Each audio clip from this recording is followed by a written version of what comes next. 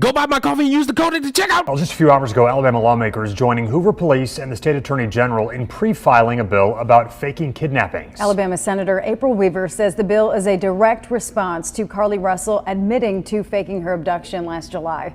The bill would make it a felony offense in Alabama to fake an abduction. Now, currently, it's only considered under false reporting laws, which is classified as a misdemeanor.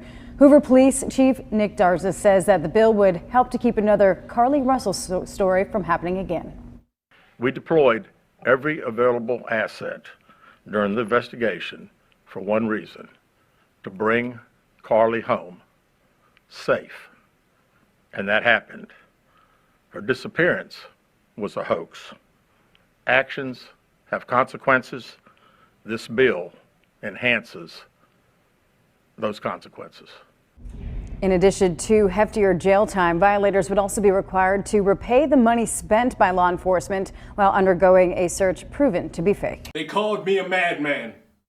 They said I didn't know what I was talking about. They wanted me to feel bad for criticizing a person of color that I did not know. They even told me that when she just magically popped back up that I shouldn't be asking questions. When she was missing, they told me I shouldn't be asking questions. I even criticized that putrid snack known as Cheez-Its, and the Cheez-Its fans came out of the woodwork. Understand that I am proud of what I just heard, because it speaks to all this stupid shit we have seen and heard over the past 6 years of all these people faking examples of being kidnapped, hurt, abused, and being a victim of a hate crime, all for it to be bullshit. Bullshit that has captivated people, dedicated time, podcasts, seminars about how the world's evil. Insert group here wants to prey upon insert group there. It is unsafe for insert group here to be out in public because they always run the fear. These examples were used for that. And these same people who promoted that bullshit seemingly have disappeared from even acknowledging that that was a fuck up, or they use some form of a scapegoat to try to make it seem like everybody's in the wrong for criticizing a story that makes no sense. And I'm sorry, I'm still waiting for you bitches that got mad at me for asking questions to get on your knees and kiss the feet and get back up and kiss the ring that's not on my finger. Because how were you so bold to just believe a story that made no sense from jump? History freaking repeats itself, y'all. The same way that they did Emmett Till. You can't even the say same the name way right, in the media, dumbass. in the news, their source of news is what you're fucking doing now. Random kid on the side of the road and the camera footage came out that showed none of that shit. Then she just pops back up and we're not allowed to ask questions. What sense did that make? Where did that even correlate? Spoiler alert. It didn't. And you want to tell me that I'm somehow the evil person for asking questions. Cool. Do you understand that doing things like this directly affects real victims who have been victims of hate crimes, who have been kidnapped, who have been beaten and left on the side of the road? Now, once they come out, everybody's going to sit there and be like, this might be another one of those Carly Russells. Ooh, we remember Smuggle Nuts. I don't know. It hurts actual victims. Should you just randomly not believe people? No, you should hear what they have to say, and you should use your nose to smell some bullshit. And if it smells like it, you'll be able to find it. And if you don't smell it, odds are the story might have some legs, and you might want to take the time to understand, listen, and do a little bit further investigating so that you can get to the truth. And all this grandstanding that people want to do because they want to be allies of for the people, you look stupid too, because you get proven wrong and then you say, all right, everybody, let's focus on the real thing. Since we know it's fake now, we can all stop giving it attention so it doesn't turn into another Smollett situation. These people need to be ignored, not given more attention.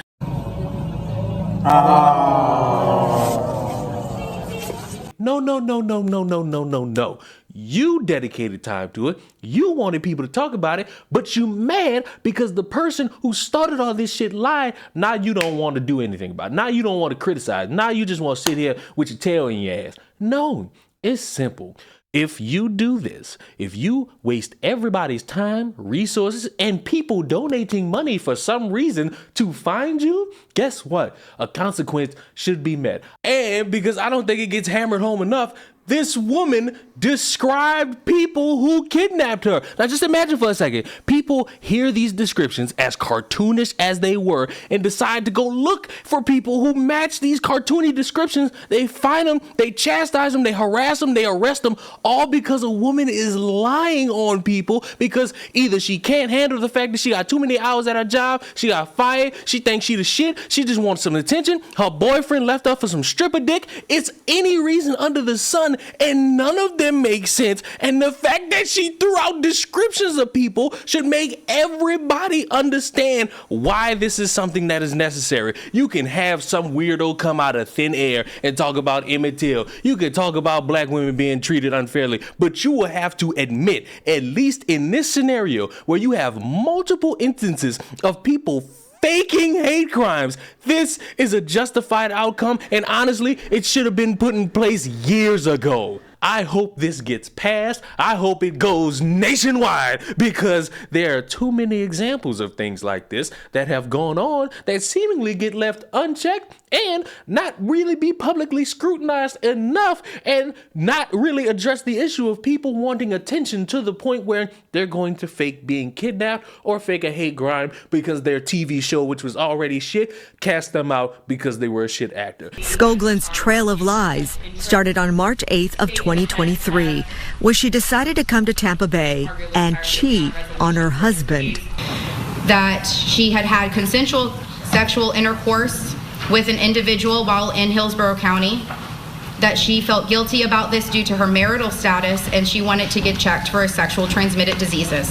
But she wanted to get tested for free, so she decided to lie again and called 911. Skogland made up a story about having car trouble on Interstate 75 and pulling over on the side of the road. An unknown male approached her, put a towel over her head, and forced her into the back seat of her car. He put rope on my hands and my feet.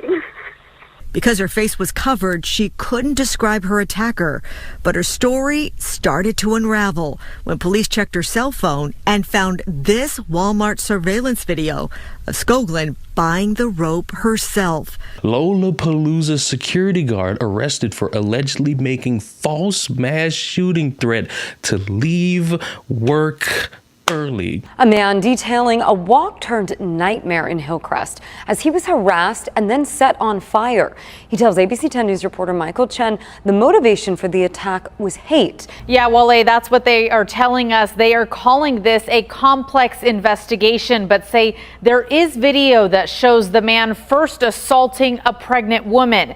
Symbols of hate and racist graffiti were spray painted across the grounds of another Sacramento City Unified school. Whoever this is in Sac City Unified that seems to be running around trying to scare people, we are going to find you. Had this been any other type of crime, we would know exactly who, what, when, and how. We need urgency.